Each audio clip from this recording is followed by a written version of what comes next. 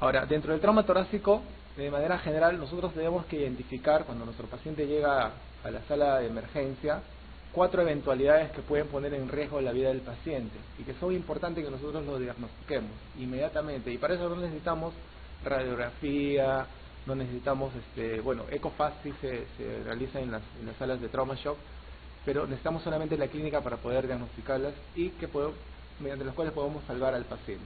Recuerden que todo esto está incluido dentro de lo que se llama el ABC, la atención del trauma, ¿no es cierto? A, vía aérea, y B, que es breathing, respiración, que tiene que ver con todos estos elementos que vamos a desarrollar, que tenemos que identificarlos sí o sí. Si no, nuestro paciente se muere, ¿ya?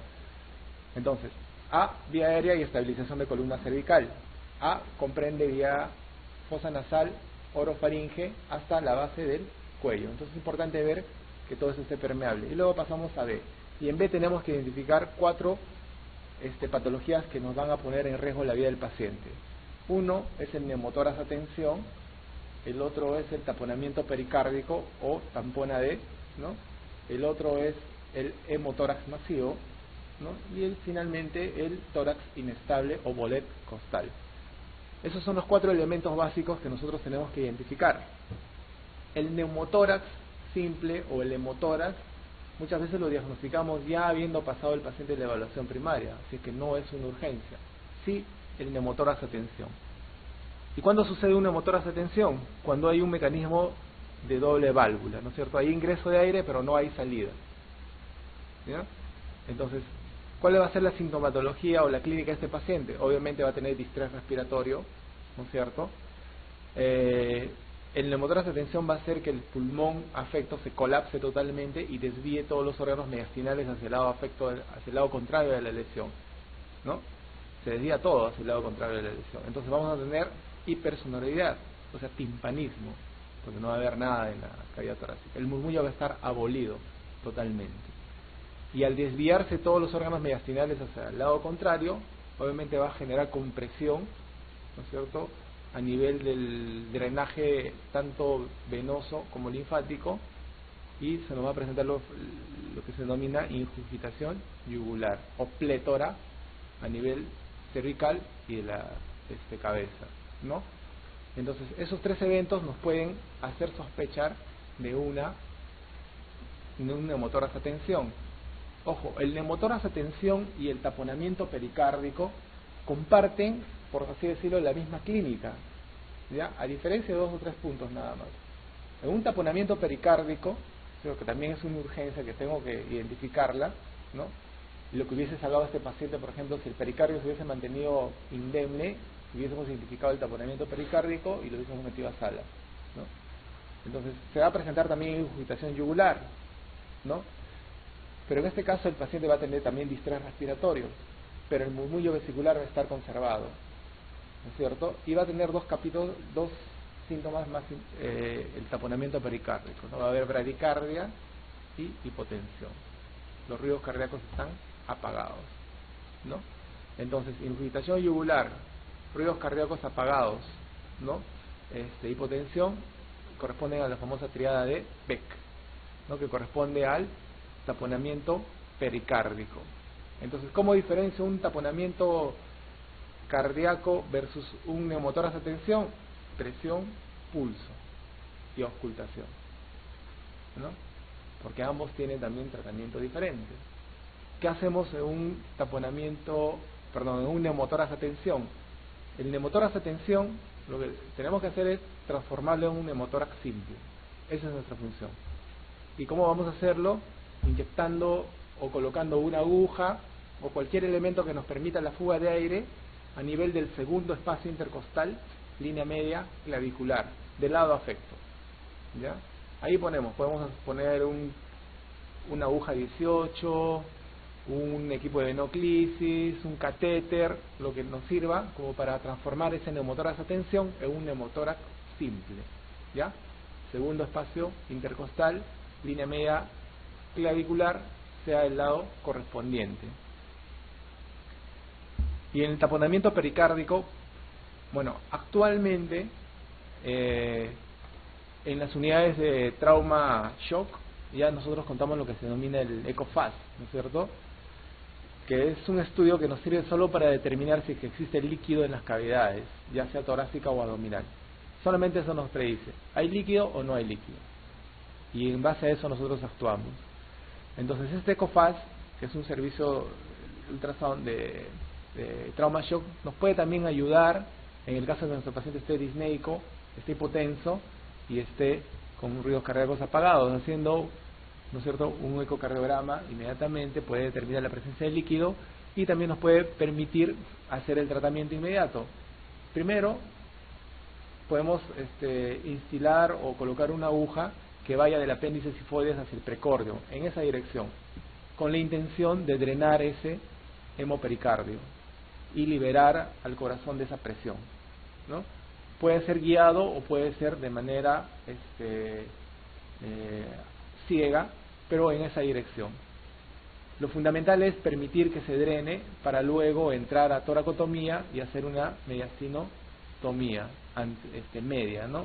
Entonces es lo que se llama la ventana pericárdica, para que pueda drenar ese paciente. Pero de manera aguda, igual que en neumotórax de tensión, lo que hacemos es colocar una aguja que vaya en dirección del apéndice sifoides hacia el precordio, ¿no?, tratando de alcanzar el pericardio y drenar ese espacio para que el corazón pueda cumplir con sus funciones. Salimos de la emergencia y recién el paciente sube a sala de operación, ¿ya? La siguiente, bueno, tenemos el neumotórax masivo. En el neumotórax masivo, obviamente, nuestro paciente, la evaluación a veces se hace de manera simultánea, ¿no es cierto? Entonces, a veces se explica de manera segmentaria, A primero, B segundo, C tercero, pero obviamente uno debe hacerlo de manera simultánea. Entonces, nos va a llamar la atención que nuestro paciente esté con distrés respiratorio, probablemente chocado, ¿no? Y a la ocultación va a existir matidez en este caso, ¿no? Generalmente el neumotórax va a estar asociado a fracturas costales, el neumotórax masivo, ¿no?, va a estar asociado a fracturas costales, ya podemos sospechar. La consigna es que en estos pacientes lo primero que debemos realizar es colocar un tubo de drenaje torácico, ¿ya? Y el tubo de drenaje torácico se coloca entre el quinto y sexto espacio intercostal, línea media axilar o línea axilar anterior, dependiendo del caso, ¿ya? En el lado izquierdo lo colocaré entre el cuarto y quinto, ¿no es cierto? Y en el lado izquierdo lo colocaré entre el quinto y sexto, y en el lado el lado derecho lo colocaré entre el cuarto y quinto, ¿no? Un poquito más alto porque la silueta hepática de ese lado, ¿no? Tener en cuenta que a partir del séptimo espacio intercostal ya es tórax, ya es abdomen. Entonces toda lesión que se genere en esa zona tiene que tener abordaje tóraco-abdominal, ¿ya? Entonces tubo de drenaje torácico a nivel del quinto y sexto espacio intercostal. Eso es como respuesta a la pregunta en el caso del examen. Pero ustedes en la práctica tienen que tener cuidado en el lado derecho, sobre todo, ¿ya? Recomendamos cuarto y quinto espacio intercostal en el lado derecho. Muy bien, entonces nosotros colocamos nuestro tubo de drenaje torácico y tenemos la salida de aproximadamente 1000 cc, 1000 centímetros cúbicos de sangre. Cuando la salida es de ese volumen a más, el paciente tiene que subir a sala de operaciones. Es indicación de toracotomía, ¿ya? Eso se llama hemotórax masivo. El paciente tiene que subir a sala de operaciones. O si colocamos el tubo de drenaje torácico y el drenaje es de 800 cc, por ejemplo, o 500, ¿no? A la hora controlamos 200 cc, a la segunda hora otros 200 cc y a la tercera otros 200 cc. Entonces drenajes mayores a 200 cc por hora, ¿no?, 3 horas consecutivas, también es indicación de toracotomía. Hay que entrar a sala y ver qué es lo que está sangrando, ¿ya?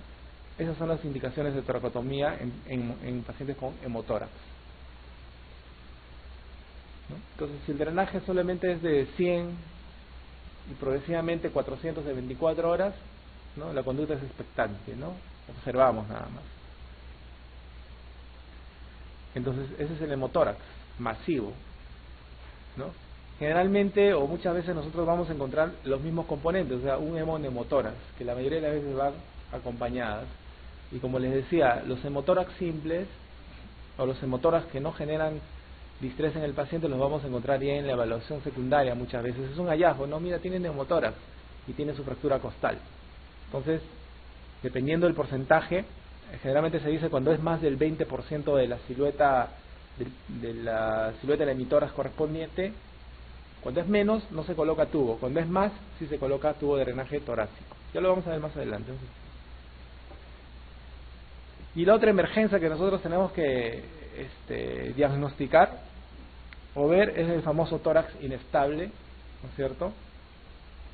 Y el tórax inestable o bolet costal va a hacer referencia a la pérdida total de la amplexación, ¿no es cierto?, y la elasticidad de la caja torácica. Esto se va a dar cuando van a existir más de 2 arcos, o sea, 3 para adelante, ¿no es cierto?, costales fracturados, pero en sus 2 extremos. Recuerden que un arco tiene un extremo anterior o un arco anterior y un arco posterior, ¿no es cierto?, anterior y posterior. Entonces, el tórax inestable se va a dar cuando en un mismo hemitórax van a existir más de 3 arcos costales fracturados, pero en ambas ramas, en una rama anterior y en una rama posterior, ¿ya?, en un mismo hemitórax. Por ejemplo, si yo tengo un paciente que tiene una fractura en el 4º, 5º, 6º y 7º arco costal, pero todas son anteriores, ese paciente no me hace, a pesar de que tiene 4 arcos costales fracturados, no hace tórax inestable, ¿no es cierto? La consigna es que tiene que tener fracturas, pero en el arco anterior y en el arco posterior, ¿ya? Otra eventualidad que me puede desarrollar un tórax inestable es cuando existen más de 3 fracturas o arcos costales fracturados, pero en forma bilateral, tanto en el hemitórax derecho como en el hemitórax izquierdo, ¿cierto? El paciente con un tórax inestable no va a poder controlar su mecánica ventilatoria, ¿ya? Entonces va a generarse una respiración fluctuante e inespecífica, ¿no? Algunos la llaman respiración dentro de las fases de insuficiencia respiratoria semeja a la respiración de Kussmaul, ¿no? Es una respiración paradojal. Mientras un hemitórax quiere amplexarse, el otro disminuye su amplexación, y el otro quiere amplexarse y el otro disminuye. Entonces no hay coordinación entre la amplexación durante la inspiración y expiración. Entonces, ¿cómo manejamos estos pacientes? Tienen que entrar como no pueden ventilar espontáneamente, tienen que entrar a máquina ventilatoria, ¿no? Un ventilador mecánico, pero a presión positiva al final de la expiración, PIP, ¿no es cierto?, que le genere un poco de reserva expiratoria al paciente para poder evitar el colapso de los alveolos en este caso, ¿no? La ventilación mecánica es hasta que el paciente nuevamente vuelva o tenga la capacidad de gobernar su mecánica ventilatoria, ¿ya? Y eso es independiente. Generalmente las fracturas costales nosotros no las manejamos con yeso ni vendaje, ¿no es cierto? Tienen que curar espontáneamente, ¿no? Entonces esperamos ese lapso de tiempo, aproximadamente 15 a 20 días aproximadamente, en los cuales vamos a tener mejoría, no resolución total. Ahora, recuerden que la ventilación mecánica, el tubo endotraqueal de la ventilación mecánica no debe estar más de 10 a 15 días con el paciente, ¿no es cierto? Por suerte ahora tenemos, porque si no, más de 15 días ya el paciente tiene que entrar a traqueotomía, si va a continuar con la intubación. Pero ahora ya tenemos terapia ventilatoria invasiva y no invasiva, ¿no es cierto? Entonces esos pacientes se benefician bastante de la terapia ventilatoria no invasiva, ¿no? Son máscaras especiales que nos permiten tener los mismos flujos de presiones en estos pacientes y permitir que el paciente con un tórax inestable, por ejemplo, pueda estar entre 20 a 25 días en la unidad de cuidados intensivos mientras pueda controlar nuevamente su mecánica ventilatoria, ¿no? Ahora, para que suceda esto, muchas veces son pacientes pues que tienen el trauma ha sido tan grande que no solamente tienen trauma torácico, pueden tener trauma abdominal, trauma torácico, trauma cráneoencefálico, tienen muchas otras complicaciones, ¿no? Que pueden generar complicaciones en la vida del paciente, ¿no? Cuando Yo era residente, yo vi un caso de estos en Rebagliati, un paciente de un accidente de tránsito que tenía un trauma craneoencefálico grave y además tenía un tórax inestable. Entonces el paciente estaba en ventilación mecánica no solo por el tórax inestable, sino también por el trauma craneoencefálico, ¿no? Entonces ahí lo que definió su situación fue el trauma craneoencefálico. No tuve la oportunidad de poder observar de repente cómo era que salía del trauma de tórax inestable este paciente, ¿no? ¿Murió? Muy bien. Entonces esas son 4 eventualidades que nosotros tenemos que identificar en la parte de B para evitar que nuestro paciente se muera. ¿Está bien? Entonces, el neumotórax es la presencia de aire que ingresa al espacio pleural por los gradientes de presión, ¿cierto? Existe mayor presión en atmosférica que en el interior, ¿no? En la mayoría de los casos se acompaña de hemotórax. Generalmente coexisten neumotórax y hemotórax. El 80% responden al tratamiento con tubo de drenaje torácico y es innecesaria la toracotomía, ¿no? A no ser que se trate de un neumotórax a tensión, ¿no? Entonces miren, este es el neumotórax. Parece un neumotórax a tensión porque ya hay desviación del mediastino, ¿no es cierto? Miren, la tráquea está desviada hacia el lado contrario, el mediastino está desviado hacia el lado contrario, colapso total. Si este paciente tuviese insuficitación, estaríamos frente a un neumotórax a tensión. ¿Qué hacemos en el neumotórax a tensión? Entonces, segundo espacio intercostal, línea media anterior, le colocamos una aguja, ¿no es cierto?, una cánula, y hacemos que este neumotórax a tensión se transforme en un neumotórax simple. Y el neumotórax simple tiene indicaciones de drenaje, ¿no es cierto? Tomamos como referencia el hemitórax afecto, y cuando corresponde al menos o a más del 20% de su extensión, ¿no? Imagínense que el neumotórax llega hasta esta zona, es candidato tributario de tubo de drenaje torácico. Si no sucede eso y es menos del 20%, como sucede en los neumotórax laminares, el paciente con fisioterapia expiratoria, ¿no es cierto?, va a revertir el cuadro. Entonces se mantienen en observación nada más, ¿ya? Recuerden que muchas veces los neumotórax simples son hallazgos después de la evaluación que nosotros vamos a hacer, ¿ah? Porque muchas veces se mantiene el murmullo, la ampliación está adecuada, ¿no? Evaluamos al paciente en la parte C, circulatorio, de déficit neurológico o exposición, y una vez que terminamos esa fase mandamos al paciente recién a sus exámenes auxiliares, ¿no? Y dentro de los exámenes auxiliares recuerden tomografía, radiografía cervical, radiografía de tórax y radiografía de pelvis. Eso es lo básico que deben pedir en un paciente policontuso o politraumatizado. Entonces es ahí cuando a veces diagnosticamos con la radiografía que tenemos el neumotórax y concluimos, ¿no? ¿Necesita o no necesita tubo de drenaje? El neumotórax a tensión es la entrada de aire al espacio pleural que no tiene salida, ¿no? Es un fenómeno de válvula. Hallazgos: distensión de las venas del cuello, ingurgitación yugular, hipoventilación unio-bilateral, ¿no? Bilateral porque hay desplazamiento del mediastino hacia el lado contrario, entonces colapsa el pulmón contralateral. Desplazamiento mediastinal e hiperresonancia a la percusión del hemitórax afecto, ¿no? Acá, hipersonoridad. El tratamiento es de emergencia, inserción de un angiocatéter número 14 o 18, las famosas agujas rosaditas, ¿no es cierto?, en el segundo espacio intercostal, línea medio clavicular. Y definitivo, en caso el neumotórax a tensión concluya con un neumotórax simple, más del 20% del campo pulmonar, entonces le colocamos el tubo de drenaje torácico que se va a realizar entre el quinto y sexto espacio intercostal, línea media axilar o línea axilar anterior. Idealmente línea media axilar. Esa es la zona donde se coloca, ¿ya? Siempre tener en cuenta algunas salvedades, ¿no? Como por ejemplo en el lado derecho la silueta hepática que puede estar elevada, y eso lo vemos en el diafragma, en la radiografía, ¿no? Observamos, si tenemos la cúpula diafragmática derecha elevada, entonces colocamos un poco más arriba, cuarto y quinto espacio intercostal, por una hepatomegalia probablemente, ¿no? Y tener en cuenta, sobre todo cuando se desarrollan los neumotórax espontáneos, ¿no?, en la radiografía, tener en cuenta siempre la presencia de defectos también, porque estos pacientes a veces cursan con defectos, ya sea hernias diafragmáticas, y a veces hay hernias que pueden corresponder al lado donde queremos colocar el tubo, como sucede muchas veces ahí en el hospital, y encontramos, pues, en vez de que drene sangre o aire, drena secreción intestinal, ¿no? Entonces hay que tener mucho cuidado en ese aspecto. Tener siempre en cuenta de que el espacio esté libre, ya sea libre, obviamente, que no tenga otros elementos, sobre todo en el lado izquierdo, ¿no? Muy bien.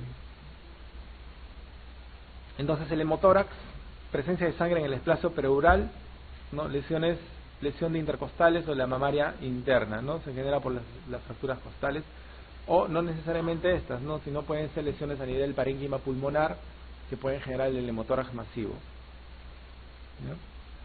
Entonces, ¿dónde podemos coleccionar sangre que nos lleven al paciente a que se choque? Primero el tórax, luego la cavidad abdominal, ¿no es cierto? Pueden coleccionar. Esos son sitios de sangrado evidente, pero hay otras zonas de sangrado oculto, ¿no es cierto? A nivel de abdomen, el retroperitoneo, ¿no es cierto? En pelvis, ¿no? Fracturas de pelvis, fracturas de fémur, ¿no? Que pueden ser zonas de sangrado oculto. Si tenemos un paciente hipotenso, ¿no? Con hemoglobina caída, pero que no tiene trauma abdominal, no tiene trauma torácico, ¿no? Entonces debemos buscar esas zonas. Entonces, lesión del parénquima pulmonar o lesión del hilio pulmonar. El diagnóstico: salida de sangre por la herida torácica o mediante radiografía de tórax. Generalmente, cuando ustedes vean un paciente politraumatizado con fracturas costales, ¿no? Idealmente, no necesariamente, pero que está con distrés respiratorio, no esperamos, ¿no? Le colocamos tubo de drenaje inmediatamente, ¿ya? No esperamos. Entonces, diagnóstico: salida de sangre de una herida torácica mediante radiografía. Ya no esperamos en la radiografía, ¿no? Entonces, con la clínica nomás determinamos cuando el hemotórax es masivo. El hemotórax retenido es factor de riesgo para empiema o fibrotórax postraumático, ¿no? La sangre es caldo de cultivo importante y es necesario también la adecuada colocación del tubo de drenaje para poder drenar todo el espacio, porque a veces queda, ¿no? Y puede ser asiento de empiema. El tratamiento: el tubo de drenaje torácico. El hemotórax masivo, la toracotomía está indicada si se drena más de entre 1000 a 1500, ¿ya? Entonces tampoco es absoluto. Algunos libros dicen 1000 y otros dicen 1500.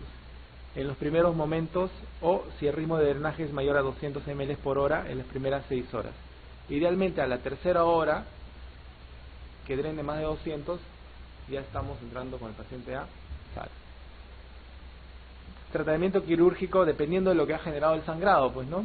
Podemos hacer, si es una arteria de la pared torácica, la mamaria interna, por ejemplo, se hace una ligadura, y si el sangrado es parenquimal, se pone puntos de hemostasia, ¿no? Que sutura el parenquima pulmonar. Lo cerramos, sutura. Resección o sutura de los vasos sangrantes o resección local en caso la situación sea muy complicada o el sangrado sea muy extenso y que no solamente podamos cohibirlo con una sutura hemostática, ¿no? Lesión del hilo pulmonar con hemorragia no controlable, lobectomía o neumonectomía como último recurso, ¿no? Muy raras veces se genera esto, ¿no? Para que se genere ruptura del hilio pulmonar, al igual que la aorta, ¿no es cierto?, el callado de la aorta, o lesión de grandes vasos, el trauma tiene que ser muy intenso, ¿no? El trauma tiene que ser muy intenso como para que se produzca lesión de estos órganos. Y generalmente cuando el trauma es muy intenso, muy fuerte, el paciente ya no llega, pues, a la sala de trauma shock, ¿no? Se queda en el sitio del accidente, ¿no? Muerte súbita. Muy raro ver estas cosas, ¿no? Tórax inestable o bolet costal, ¿no? Una serie de fracturas costales que asientan en dos puntos diferentes en cada costilla y que abarcan por lo menos 3 costillas, o sea, más, ¿no es cierto? Traumatismos costales escalonados que alteran la continuidad y la rigidez de la pared costal. Se presenta alteración de la dinámica de la caja torácica por pérdida de continuidad y consistencia de esta. Perturbación de los movimientos normales respiratorios con aparición de respiración paradojal, ¿no? Al perderse la rigidez de la pared torácica, la parte intermedia de las costillas que ha perdido el contacto se hunde y penetra en el tórax comprimiendo el pulmón, los grandes vasos o el corazón, ¿no? A los que puede lesionar, ¿no? Traumatismo torácico. Entonces, como pueden ver acá, tenemos un arco, tenemos más de 3 arcos costales fracturados, pero en 2 sectores, acá y acá, ¿no? Arco anterior y arco posterior, arco anterior, arco posterior, arco anterior y arco posterior. Esto desarrolla un tórax inestable, ¿no? Tratamiento, analgesia y fisioterapia respiratoria. Se procederá a ventilación mecánica en caso de insuficiencia respiratoria aguda. Generalmente estos pacientes entran a ventilación mecánica, ¿no? A PIP, ventilación mecánica con presión positiva al final de la expiración, ¿no? Cuando son fracturas costales únicas, bueno, el manejo es simplemente observación, un manejo, analgesia y fisioterapia. Y siempre recuerden a sus pacientes que uno de los dolores más traumatizantes es precisamente de las contusiones costales, ¿no? Los que han sufrido o hemos sufrido contusiones costales sabemos de lo que se nos referimos. Generalmente hagan combinación analgésica, ¿no? Ya sea analgésicos de origen central, como el tramal, ¿no? Opioides, codeína, con analgésicos de acción periférica. Ahí están todos los AINES, ¿ya? Combinen esos analgésicos. Es más, si pueden aplicar un analgésico local, obviamente que no sea en crema, o sea que no friccione, también le pueden dar parches analgésicos, porque las fracturas costales son muy limitantes, sobre todo los primeros días para el paciente. No solamente las fracturas, las contusiones costales y las fisuras costales, que por la contusión de los nervios intercostales desarrollan neuritis intercostal rápidamente estos pacientes, ¿no? Y esto, los pacientes no pueden ni echarse, no pueden ni reírse, no pueden ni comer, no pueden hacer inspiraciones profundas, tienen que dormir sentados, no toleran el decúbito. Pues por eso es importante tener un buen esquema analgésico del paciente, porque si no va a regresar el día siguiente y le va a decir, bueno, me sigue doliendo igual. Y explicarles pues que realmente duele ese tipo de lesiones, ¿no? Muy bien. Entonces, la otra eventualidad, como les decía, es el taponamiento pericárdico, ¿no? O tampona D, en un trauma como consecuencia de un hemopericardio. Acá tenemos la triada de Beck, como habíamos dicho, ¿no es cierto? Hipotensión, tonos cardíacos apagados e ingurgitación yugular. Esa también es pregunta de examen, ¿no? La famosa triada de Beck de la hipotensión. Además suele existir pulso paradojal. Ahora recuerden que esto no está presente pues en el neumotórax de tensión. Sí va a estar la ingurgitación yugular, se va a desplazar los órganos mediastinales hacia el lado contrario de la lesión, ¿ya? En el neumotórax de tensión los ruidos van a estar normales, algunas veces disminuidos, porque igual hay compresión mediastinal, entonces puede existir también disminución, pero no va a haber hipotensión en estos pacientes, como sucede en el taponamiento pericárdico. El tratamiento de la pericardiocentesis, inicialmente, ¿no? Como pueden ver, una aguja que se dirija hacia el precordio, tratando de encontrar el espacio pericárdico y drenar, resolver la emergencia, mejorar la frecuencia cardíaca, los tonos, mejorar la hipotensión, y el paciente sube a sala de operaciones para ya realizar una ventana pericárdica y ver qué es lo que está pasando, ¿no? En esos pacientes. Pacientes con pericardiocentesis positiva requieren toracotomía abierta y revisión del corazón, ¿no? Entramos a sala de operaciones.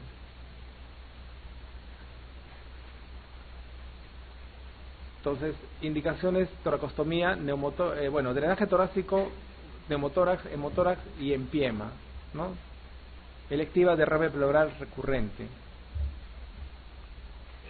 Entonces, sobre la quinta o sexta costilla, en línea media axilar, idealmente, se hace una disección roma, ¿no? De la costilla. Recuerden que la incisión debe ser sobre el arco costal, porque por debajo está pasando todo el paquete vasculo nervioso, ¿no es cierto?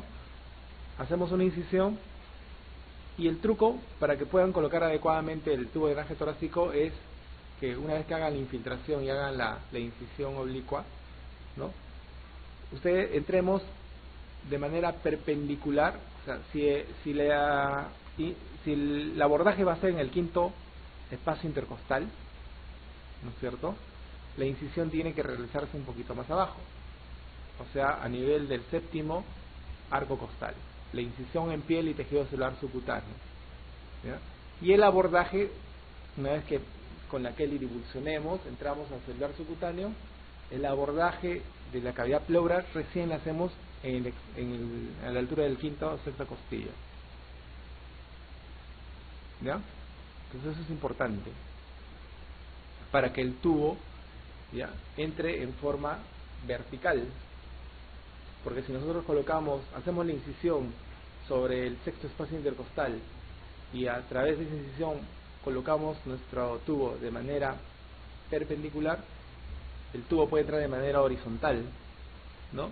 Entonces no nos permite drenar las secreciones que están en el ápice y muchas veces tampoco las secreciones que están en la base, ¿no? Entonces el tubo defectuoso, ¿no?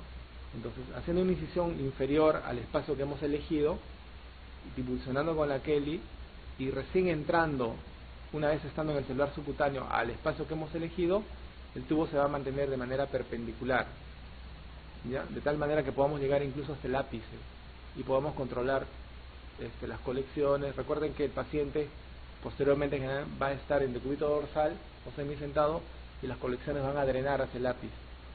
Entonces eso nos va a permitir tener un buen drenaje en el paciente, ¿ya? Disección Roma sobre la costilla hasta la apertura de la pleura. Colocación del tubo en dirección apical o posterior, ¿no? Fijación del tubo de drenaje y radiografía de control posterior al drenaje para ver dónde ha quedado el tubo de drenaje torácico, ¿no? Es un procedimiento inicialmente un poco cruento, pero ya con la continuidad se hace un poco más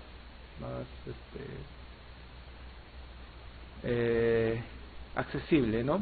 Y no tengan miedo tampoco de colocar tubos de drenaje torácico. Sí analgesen bien al paciente, ¿no? Utilicen muy buena analgesia, tanto pueden progresar, ¿no? Hacen analgesia de la piel y celular subcutáneo y luego del espacio intercostal que van a incidir, ¿no? Generalmente después de la colocación del tubo de drenaje torácico el paciente siente esa sensación de amplexación del tubo del parénquima pulmonar, hace que el paciente sienta sensación de ahogo, ¿no? Tiene una sensación súbita de amplexación, el paciente tiene sensación de ahogo y muchas veces nosotros pensamos que estamos colocando el tubo mal, pero no es así, ¿no? Explicamos al paciente que va a sentir eso, ¿no? Y a veces pueden acompañar con analgesia endovenosa para limitar el dolor en el paciente. Calmamos la ansiedad del paciente y el tubo de drenaje se coloca de manera solito, se coloca, ¿no? Entonces son parámetros que tienen que tener ahí siempre presentes, ¿no?